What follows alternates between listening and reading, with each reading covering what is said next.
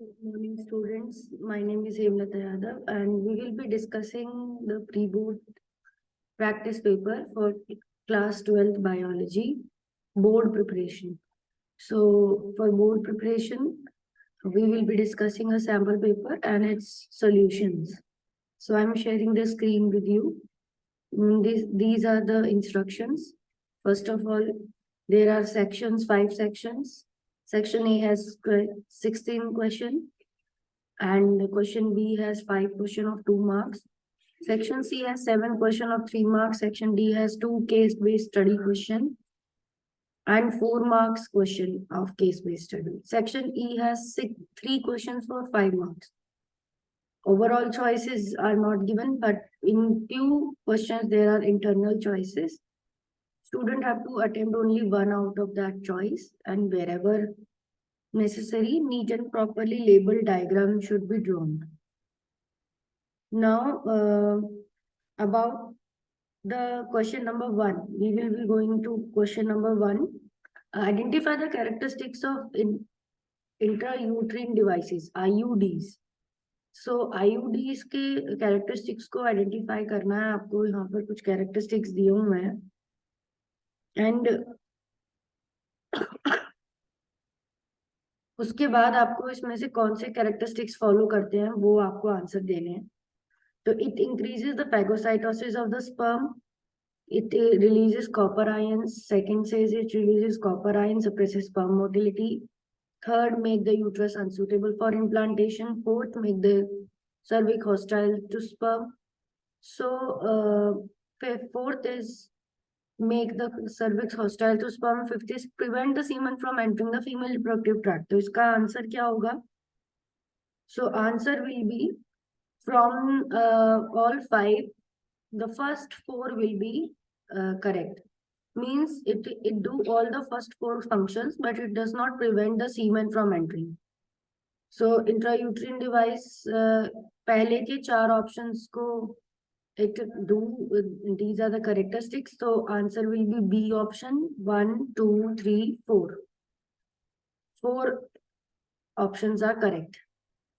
Which now question number 2, which of the following infections can be transmitted by sharing of injection needles, surgical instruments, etc. with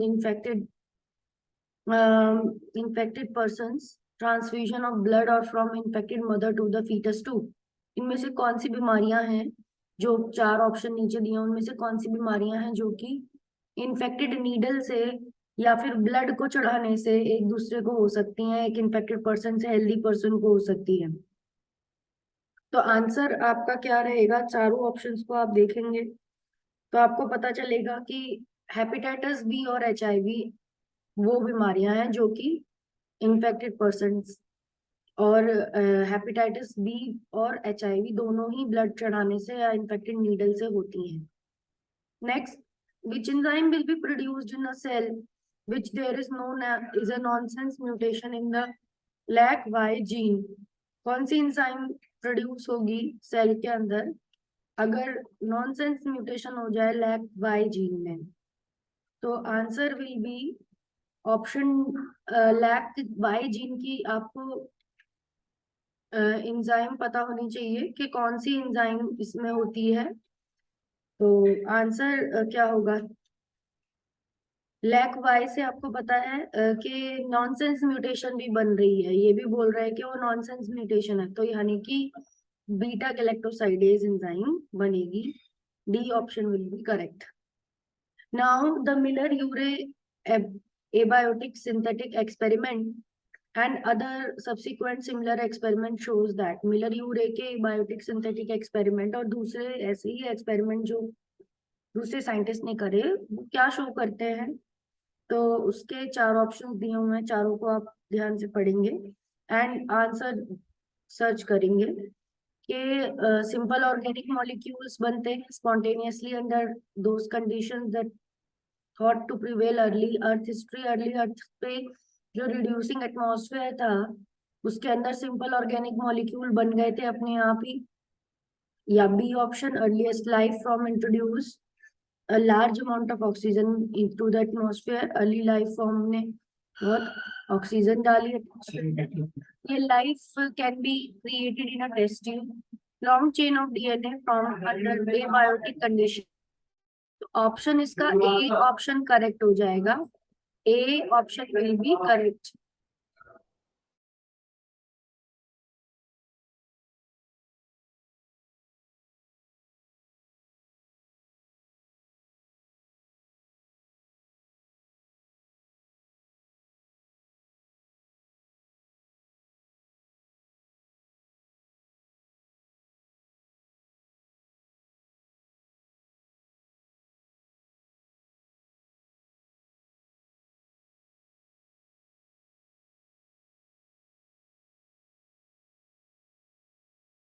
So question 5, which of the following statement is correct about T lymphocytes in mammals?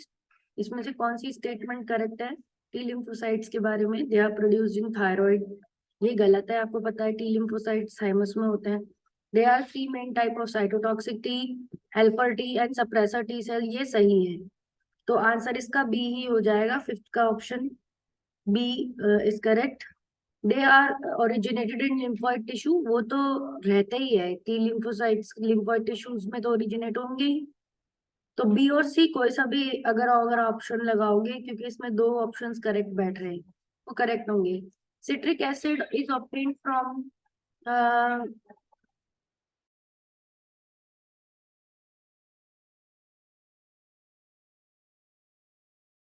Citric acid इनमें से कौन से organism से obtain किया जाता है? Aspergillus niger, Rhizobium nigricans, Penicillium citrinum, Lactobacillus bulgaricus. तो आपको पता है एस्परजिलस नाइजर से होता है, तो A option will be correct.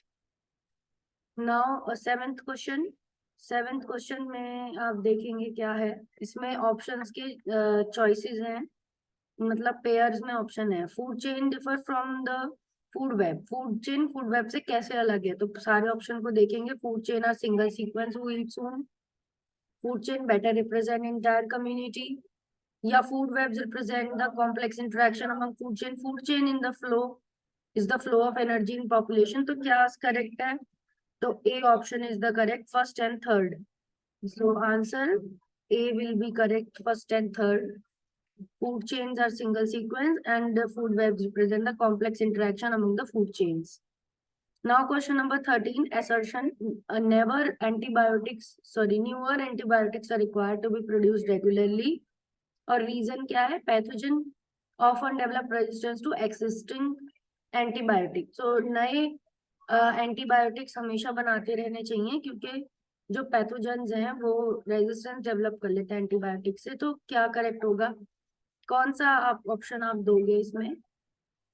ये आपको पता करना है। तो 13th में option A, if both the assertion and reasons are true and reason is a correct explanation, तो ये ट्रू है। ए ऑप्शन इसका आंसर है कि इसका असर्शन भी ट्रू है, रीजन भी ट्रू है, reason correct explanation. 14th, assertion in ऑर्फिर और ऑफायरस, ऑफायरस का एक पेटल फ्लावर का अनकैनी रिजेम्बलेंस करता है फीमेल बी से, और रीजन क्या है? Two closely related species competing for the same resource can coexist simultaneously. तो यहाँ पर रीजन इनकरेक्ट है। रीजन वैसे इसका करेक्ट एक्सप्लेनेशन नहीं है सॉल्यूशन का, वैसे रीजन अलग अनरिलेटेड स्टेटमेंट है जो कि करेक्ट है कि दो closely related species same resource के लिए कोएग्जिस्ट कर सकती हैं अगर रिसोर्स पार्टीशनिंग करें तो इसमें क्या ऑप्शन जाएगा? The option will be the reason is not the correct explanation for the assertion. So it will be C option will be there. Assertion is true and reason will be false. 15th question, assertion, endosperm is a nutritive tissue and it's triploid. Endosperm nutritive tissue है, triploid nature का होता है, 3 N इसके chromosome number होते हैं। Reason, endosperm is formed by the fusion of secondary nucleus to second male gamete. It is used by developing embryos, और ये developing embryos use करता है, मतलब एम्ब्रियो जब डेवलप कर रहा होता है तो वो एंडोस्पर्म डेवलपिंग एम्ब्रियो जब बनता है तो वो एंडोस्पर्म से न्यूट्रिशन पाता है, तो ये दोनों करेक्ट है और ये करेक्ट एक्सप्लेनेशन भी है। एंडोस्पर्म ट्रिप्लॉइड इसीलिए ही होता है क्योंकि सेकेंडरी न्यूक्लियस मेल गैमेट से फ्यूज करती है। तो answer A will be following. 16th question, food central dogma flows the information from DNA to mRNA, then decoding information into proteins. Reason is that in retrovirus the reverse transcription of the central dogma occurs. So 16th question में correct बता रहा है, assertion भी true है, reason भी true है, reason correct explanation है assertion का, क्योंकि सिर्फ रेट्रोवायरस एक ऐसा एक्सेप्शन होते हैं जिनमें ये फ्लो क्या होता है, रिवर्स होता है, क्योंकि उनके अंदर ऐसी रिवर्स ट्रांसक्रिप्टेज की एंजाइम होती है। अदरवाइज सेंट्रल डॉग्मा यानी कि डीएनए से ही आरएनए में इंफॉर्मेशन जाती है और आरएनए से प्रोटीन्स में जाती है, यही क्या है, नॉर्मल सीक्वेंस है। तो A will be answer of this. Next section B पे हम आए हैं। सेकंड 2 मार्क्स के क्वेश्चन है ये, तो आपको इसको 30 वर्ड्स में देना है आंसर इनका। तो एक आईयूडी है that would be recommended to promote the cervix hostility to the sperms. तो आईयूडी इंटरयूट्रिन डिवाइसेस है, जैसे कॉपर्टी वगैरह होती है, वो सर्विक्स को हॉस्टाइल करती है स्पर्म के, उनको ऐसी आईडी का एक एग्जांपल आपको देना है। And the hormone releasing IUD Progestasert and LNG-20 are recommended to promote the cervix hostility to the sperm. तो 2 नेम्स हैं, इनमें से कोई आप दे सकते हो, प्रोजेस्टासर्ट और LNG-20। प्रोजेस्टासर्ट and LNG-20, there are 2 IUDs in which you can give LNG-20. Both can make the cervix hostile to the sperm. State the difference between the gene and the allele. Gene और allele के बीच में difference बताना है। Unit of inheritance which is passed down from parents to offspring through gamete over successive generation is known as gene. तो gene का तो आपको पता है, it is a unit of inheritance जो कि पास ऑन होती है फ्रॉम पेरेंट्स टू ऑफस्प्रिंग्स और गैमेट के थ्रू जाती हैं। और एलील क्या होती हैं? They are consisting of a pair of gene consisting of pair of contrasting forms form a character known as allele. तो जीन के ही कॉन्ट्रास्टिंग फॉर्म्स को एलील बोलते हैं। एक जीन के पेयर ऑफ एलील्स होते हैं, जैसे कि हाइट की जीन है, तो हाइट की जीन क्या रहती है? हाइट की जीन को हम टी से शो करते हैं, तो कैपिटल टी से टॉलनेस शो होती है। ये वाली एलील कैपिटल टी एक एलील है और एक दूसरी एलील है स्मॉल टी। तो ऐसे एग्जांपल से आप समझ सकते हो कि height gene is controlled, 2 characters of height are controlled by different alleles. And the next is when does a human body elicit an amnestic response. कभी एक human body amnestic response show कर सकता है, यानी एलर्जी शो कर।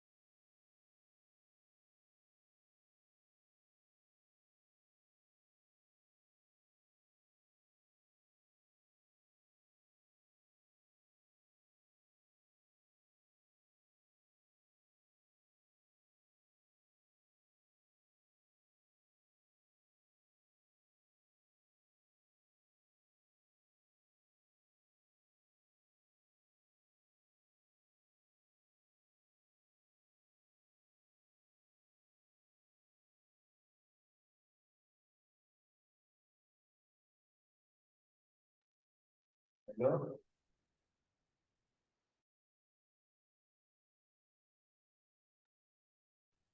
ठीक हो? बोलो दिनेश, बोल रहा हूँ। मैं बोल रहा था, हाँ, ठीक हो। मैं पूछ रहा था यार आरती वाले का पासवर्ड पता तो नहीं, आरती वाले कंप्यूटर में। अरे वो बीच वाले का पासवर्ड बता दो। सेकंड सिस्टम है। नहीं तो आपका साइड में आता है, वो बहुत चल नहीं रहा। पासवर्ड मांग रहा है, वो चल नहीं रहा, उसका यूएसबी का कुछ इश्यू दिखा रहा है। पहले वाला। हाँ।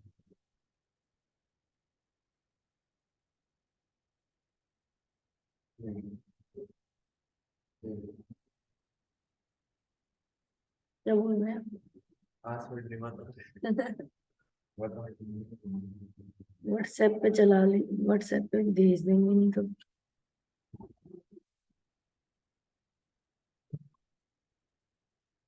देख लो कोई और सिस्टम चल रहा हो तो।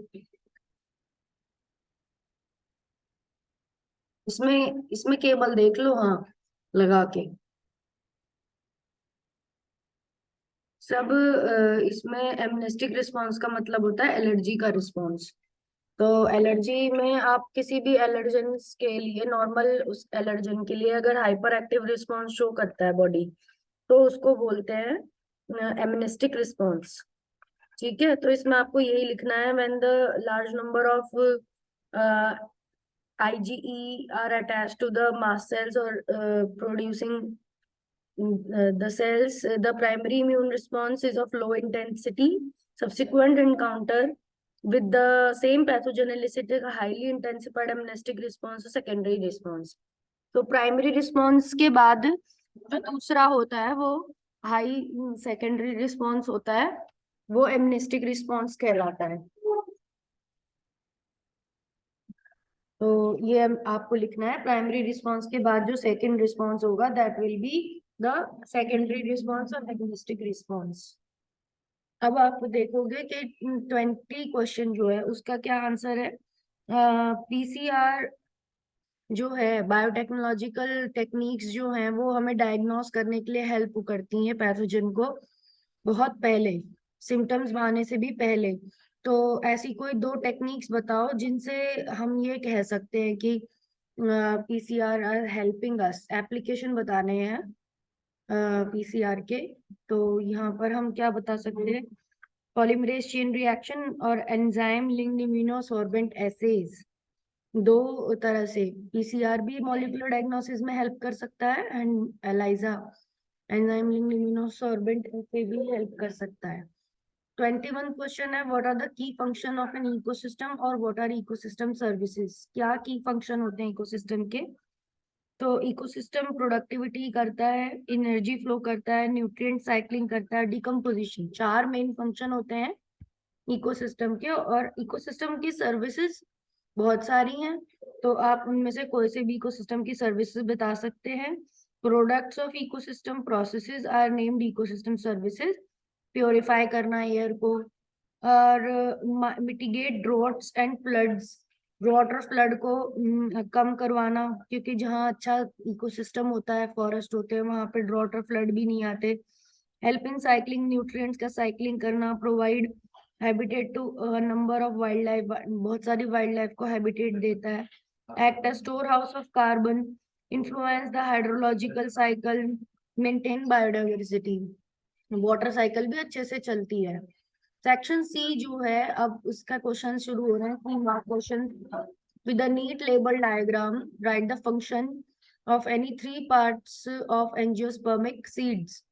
तो कोई भी 3 पार्ट्स आपको एंजियोस्पर्मिक सीड के, ओव्यूल के बताने हैं, और नीट लेबल डायग्राम बनाना है, और उसके 3 पार्ट्स के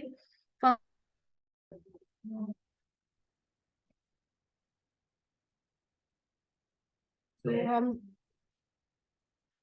हम ओव्यूल का क्वेश्चन कर रहे थे, एंजियोस्पर्मिक ओव्यूल का।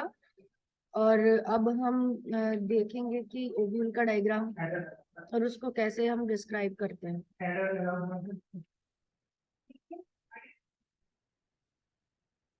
तो इसके कोई से भी 2 पार्ट्स के फंक्शन हमको लिखने हैं वेल लेबल डायग्राम देखने के बाद। तो ये इसके वेल लेबल डायग्राम है, इसका फंक्शन आप देख सकते हो। कोई सा भी आप लिख सकते हो। यहाँ पर वेल लेबल डायग्राम दिखा रखा है। ओवरी के अंदर ओव्यूल होता है, और ओव्यूल को अगर हम देखें तो उसका जो स्टॉक होता है वो फ्यूनिकुलस होता है। तो funiculus is this stock, and funicle का मतलब है वो कि पॉइंट ऑफ अटैचमेंट है funiculus from the ovary wall. Placenta का वो रहता है। हिलम क्या है, ये एक ऐसा पार्ट है जो डायरेक्टली ओव्यूल से टच होता है। Hilum it is the point of attachment of body of ovule with the funicle. Funicle से ओव्यूल जहाँ टच होता है उसको हिलम कहते हैं। तो ये छोटा सा कनेक्टर होता है, यहाँ के बाद ओव्यूल शुरू हो जाता है। आप देख रहे हो दो एक कवरिंग है, आउटर मेम्ब्रेन और इनर मेम्ब्रेन। इन्हें इंटरग्यूमेंट्स भी बोलते हैं।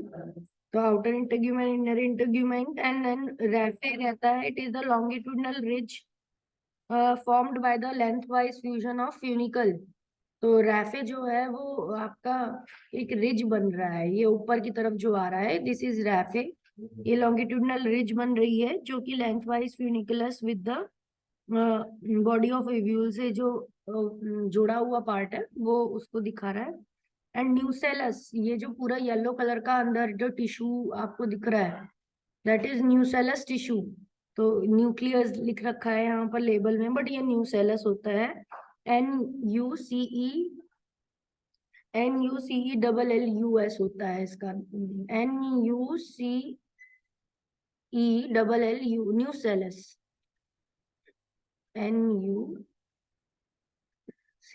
NUCELLUS। तो nucellus is the mass of diploid tissue। Megasporangium megasporangium का मास होता है ये डिप्लॉयड टिश्यू का। It provide nourishment in the development of embryo sac. जब एम्ब्रियो सैक ये पूरा ओव्यूल का स्ट्रक्चर बनता है तब उसके डेवलपमेंट में ये जो अंदर जो स्ट्रक्चर है इसे एम्ब्रियो सैक बोला गया है। 8 न्यूक्लिया 7 सेल का, क्योंकि ये ही आपका एम्ब्रियो सैक है जो कि 7 सेल्स इसके अंदर आपको दिख रहे हैं। 3 एंटीपोडल्स आपको दिख रहे हैं इस एंड पे, और दूसरे एंड पे यहाँ पर 2 तो सिनर्जिड्स हैं स्मॉल जो साइड वाइज दिखे हुए हैं, और बीच में एग दिख रहा है सेंटर में। तो ये सेंटर वाला स्ट्रक्चर एम्ब्रियो सैक है। तो न्यूसेलस का वर्क है कि ये ऐसा डिप्लॉयड मास ऑफ सेल है जो कि इस एम्ब्रियो सैक को नरिशमेंट प्रोवाइड करेगा। तो ये सारे टिश्यूज यूज होंगे और एम्ब्रियो सैक को डेवलप करवाते हैं। एंड एम्ब्रियो सैक के अगर आप फंक्शन बताओ तो आप बता सकते हो कि 7 सेल 8 न्यूक्लिया है, इसमें एंटीपोडल सेल्स होते हैं, और सेकेंडरी न्यूक्लियस जो एंडोस्पर्म बनवाता है after the fusion of one male nuclei है। एग सेल होता है जो कि फ्यूजन से जाइगोट बनवाता है। तो इस तरह के जो फंक्शन है, आप इनमें से किसी भी वेल लेबल्ड पार्ट के फंक्शन बता सकते थे इस क्वेश्चन में। आपको व्यूल बनाना था पूरा, और कोई भी 3 पार्ट्स के फंक्शन आप बताने थे। Next, right the function of following Sertoli cells, Leydig cells और सेमिनल वेसिकल्स। इनके फंक्शन आपको बताने हैं।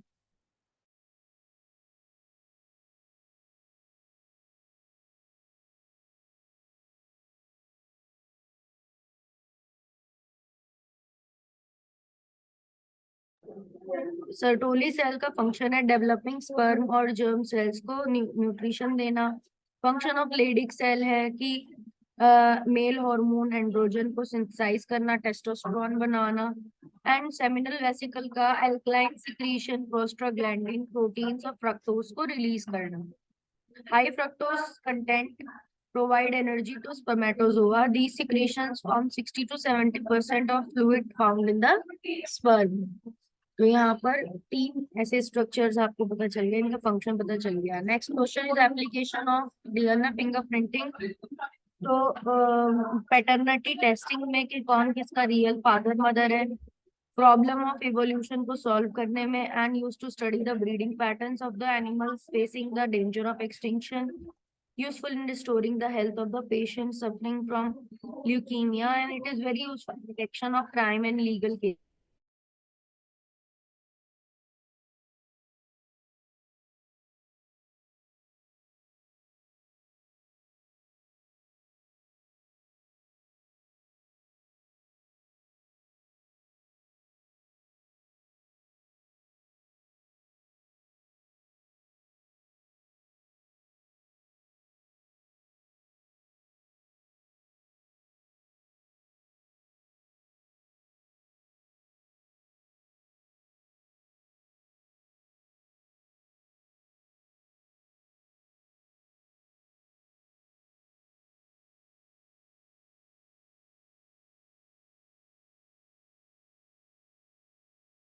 आंसर मिल जाएगा। तो नेक्स्ट क्वेश्चन जो हमारा था हार्डी-वेनबर्ग इक्विलिब्रियम का, उसका हमारा आंसर यहाँ से हमें मिल जाएगा।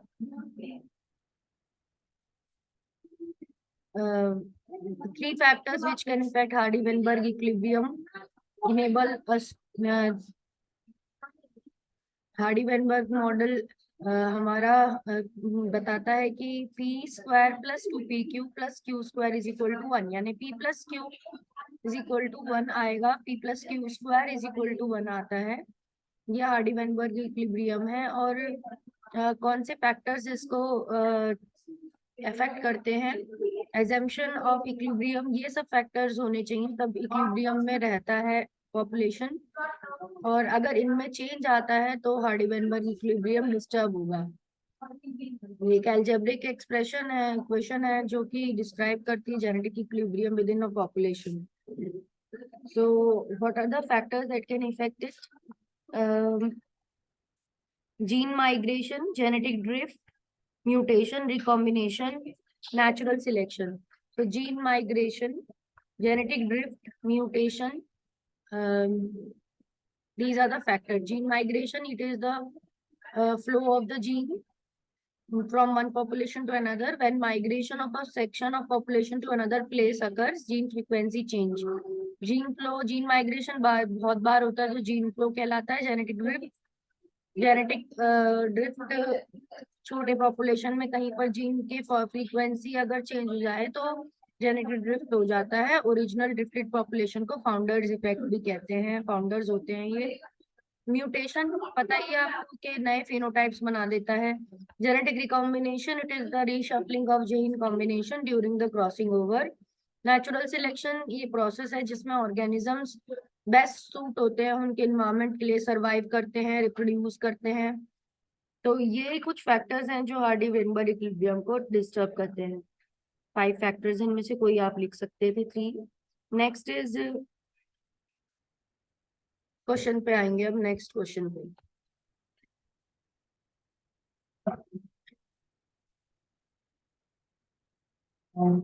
सेक्शन सी में next question is draw flow chart of sewage treatment plant. And उसका ऑप्शन में दूसरा क्वेश्चन है कि 6 माइक्रो ऑर्गेनिज्म दे रखे हैं, उनके यूजफुलनेस आपको देनी है। न्यूक्लियो पॉलीहेड्रोवायरसिस का, सैक्रोमाइसिस सर्विसी का, मोनोसैकस परप्यूरस का, ट्राइकोडर्मा पॉलीस्पोरम का, पेनिसिलियम नोटाटम एंड प्रोपाइनोबैक्टीरियम शर्मिनाई, इनका। तो आप ये जो आपका ह्यूमन वेलफेयर और माइक्रोब्स और ह्यूमन वेलफेयर का क्वेश्चन है, तो आप टेबल बना के भी इनका आंसर आप दे सकते हो कि न्यूक्लियोपॉलीहेड्रोसिस वायरस तो बायो कंट्रोल ऑफ इंसेक्ट्स में यूज होते हैं। तो पहला वाला आपका बायो कंट्रोल ऑफ इंसेक्ट्स के लिए आ जाएगा। तो यू कैन यूज के ये ऐसे वायरस होते हैं जो कि बायो कंट्रोल में हेल्प करते हैं ऑफ द इंसेक्ट्स के बायो कंट्रोल में हेल्प करते हैं। सैक्रोमाइसिस सर्विसी आपकी या तो ब्रेड मेकिंग में काम आ जाएगी या फिर बियर और अल्कोहलिक बेवरेज बनाने में काम आ जाएगी। Monascus purpureus, production of statins, blood cholesterol lowering agents. तो ये स्टैटिन्स बनाता है मोनोसैकस परप्यूरस, तो आपको स्टैटिन नाम देना है इसका। Statin is used for lowering the blood cholesterol level. Trichoderma polysporum, ये आपका इम्यूनोसप्रेसिव ड्रग बनाने के साइक्लोस्पोरिन ए, तो इसका नाम से भी पता चलता है वैसे तो पॉलीस्पोरम, तो कि ये साइक्लोस्पोरिन बनाएगी। So cyclosporin is formed by the trichoderma. It's a bioimmunosuppressant drug. Penicillin notatum antibiotic बनाती है, आपको पता है वर्ल्ड वॉर सेकंड के दौरान पेनिसिलिन नाम की एंटीबायोटिक सबसे पहले डिस्कवर हुई थी, जिससे कि बहुत सारे सोल्जर्स की ट्रीटमेंट भी हुई थी। प्रोपाइनोबैक्टीरियम शर्मिनाई क्या करता है? It is preparation of large hold Swiss cheese. बड़े बड़े होल जिस चीज में होते हैं, स्विस चीज, उसके अंदर होल क्रिएट करता है बिकॉज ऑफ फर्मेंटेशन से CO2 प्रोड्यूस करता है, और बहुत सारे होल्स उसमें होते हैं। एंड नाउ ये जो फ्लो चार्ट है आपके, वो आप इंटरनेट से देख सकते हो, फ्लो चार्ट दिया गया होगा। नहीं तो आप खुद भी बना सकते हो। प्राइमरी ट्रीटमेंट, सेकेंडरी ट्रीटमेंट और टर्शरी ट्रीटमेंट का। Sewage treatment,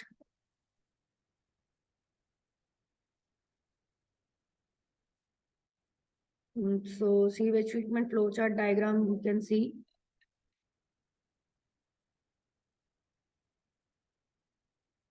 Any diagram you can make which shows you about the raw sewage coming and they are transferred from the bar screen. bar screen से पास हो गया and then collecting tank में settling tank में इसको भर दिया इसको then ये sand filters के through settling tank के through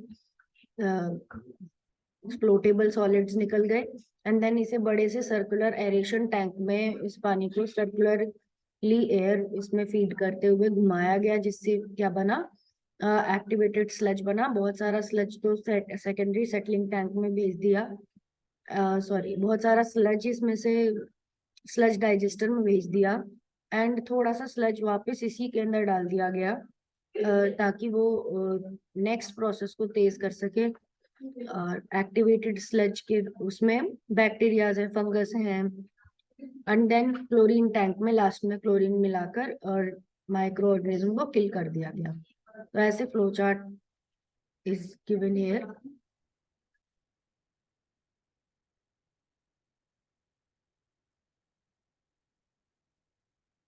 next show the process involve in the decomposition of detritus तो डिकम्पोजिशन की प्रोसेस शो करनी है फ्लो चार्ट के फॉर्म में आप इसे शो कर सकते हैं डिकम्पोजिशन की प्रोसेस इसके अंदर स्टेप्स होते हैं फ्रेगमेंटेशन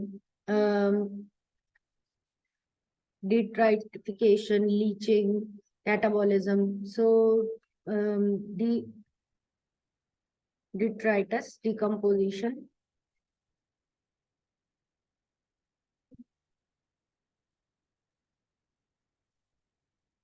जो आपका ये एनसीईआरटी का डायग्राम है that is also showing the detritus decomposition a tree leaf has been fallen from the tree and it will be falling on the ground पहले तो उसे डिट्राइटिवोर ईट करेंगे खाएंगे फिर उससे डाइजेस्ट हो जाएगा उनकी बॉडी में अर्थवॉर्म की बॉडी में then it will release the waste में ऑलरेडी पार्शली डिग्रेड हो चुका होगा उसके ऊपर फंगस ग्रो हो सकती हैं आप and then further decomposition worm कर देंगे and rich organic rich soil हो जाएगा क्योंकि उसके अंदर डेड मैटर पहुंचता जाएगा एंड कुछ न्यूट्रिएंट सॉइल के अंदर की लेयर्स में लीच हो जाएंगे and that is called leaching तो फ्रेगमेंटेशन हुआ देन डिकम्पोजिशन हुआ डिकम्पोजर्स ने किया एंड देन उसके बाद न्यूट्रिएंट्स की लीचिंग हो गई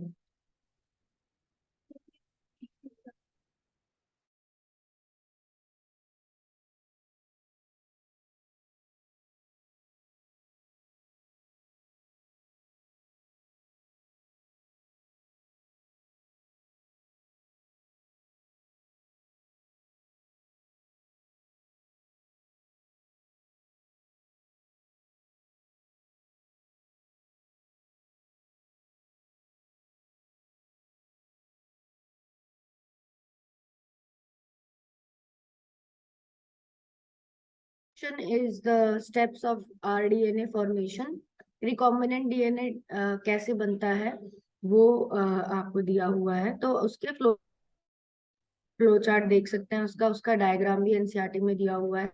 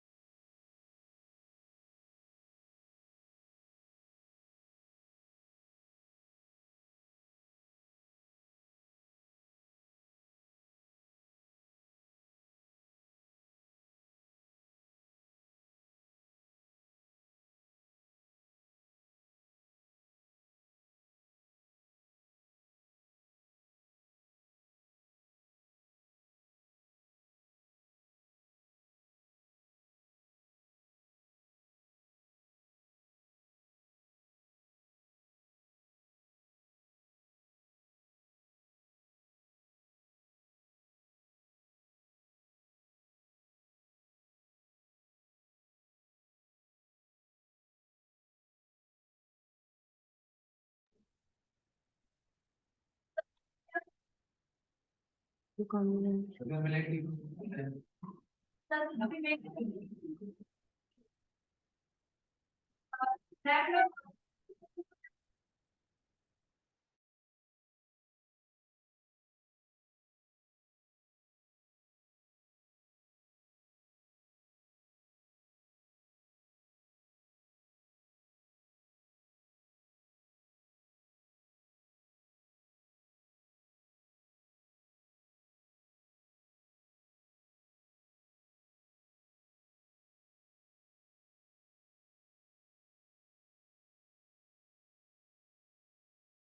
आपको देख रहे हैं कि रिकॉम्बिनेंट डीएनए टेक्नोलॉजी के स्टेप्स बता रखे हैं, और वैसे आप अपना एनसीईआरटी का डायग्राम भी यहाँ पर देख सकते हो स्टेप्स में। नहीं तो ये भी आपको काम आ रहा है, क्योंकि इसमें जीन ऑफ इंटरेस्ट के ब्लू कलर का जीन ऑफ इंटरेस्ट है, वो किसी प्लाज्मिड में, ग्रीन प्लाज्मिड में, टाई प्लाज्मिड में, एग्रोबैक्टीरियम ट्यूमेफेसियन से आपने टाई प्लाज्मिड लिया, उस टाई प्लाज्मिड में आपने ब्लू कलर का फॉरेन जीन डाल दिया, और उस फॉरेन जीन को आप इंसर्ट कर देते हैं टीडीएनए पार्ट में। आ गया ये foreign gene, and T-DNA part को आप पूरा जो टाई प्लाज्मिड है उससे आपने इन्फेक्शन करवाया, जिसे प्लांट को या तो जीन गन से करवाया, जीन गन से इसको इन्फेक्शन करवाया, तो ये इसके अंदर चला गया और प्लांट के अंदर जाके ये एक्सप्रेस कर रहा है।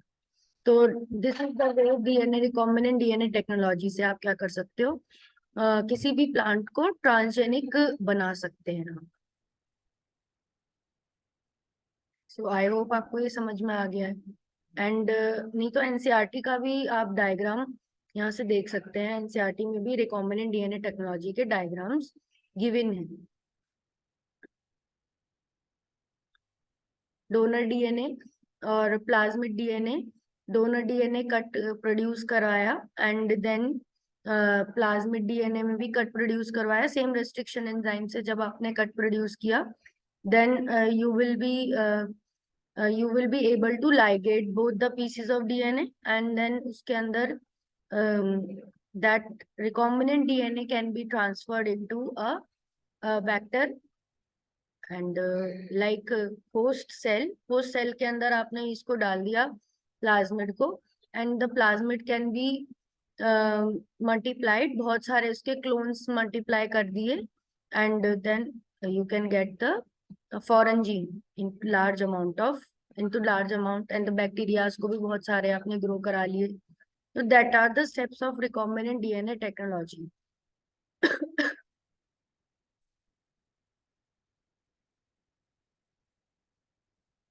Now the section D is having the case-based study question. Read the following and answer the 4 questions. 29(1) to 29(4). Sickle cell anemia is a genetic disorder where body produces an abnormal hemoglobin called hemoglobin S. Red blood cells are normally flexible and round, but when the hemoglobin is defective, blood cells take on sickle और crescent shape. तो beta globin chain में जब mutation होती है तो it take a sickle cell shape, crescent shape, and वो sickle cell anaemia के इनकी शेप बदल जाती है।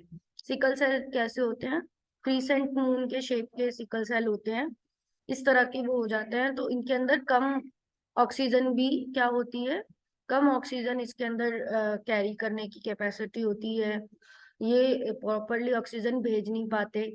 एंड सिकल सेल एनीमिया में म्यूटेशन अगर हो जाए जीन में तो HBB करके हीमोग्लोबिन बनता है। It is inherited blood disorder that occurs if both the maternal and paternal copies of HBB gene are defective. मतलब रिसेसिव नेचर की है, 2 जीन अगर इनहेरिट होंगी तब जाके क्या हो जाएगी, सिकल सेल एनीमिया हो जाता है। अदर वर्ड्स में, if individual receives just 1 copy of defective HBB gene either from mother or father, then the individual has no sickle cell anemia but has that is what is called sickle cell trait। पर अगर सिर्फ father या सिर्फ एक parent से उसको मिली है तो उसके पास कैरियर की तरह वो काम करता है, बट वो एक्सप्रेस नहीं करता उसको।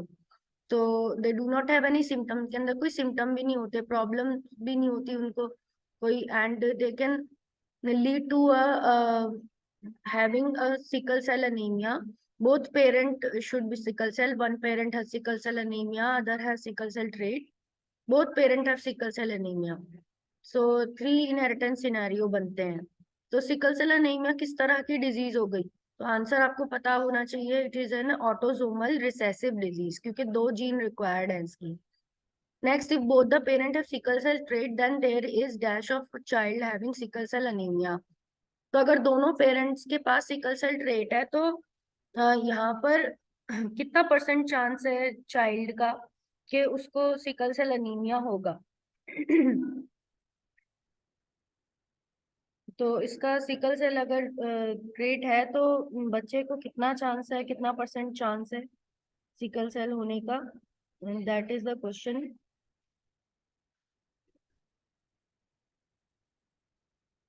So question number case based study का आपका क्वेश्चन जो है 29, उसका सेकंड क्वेश्चन है.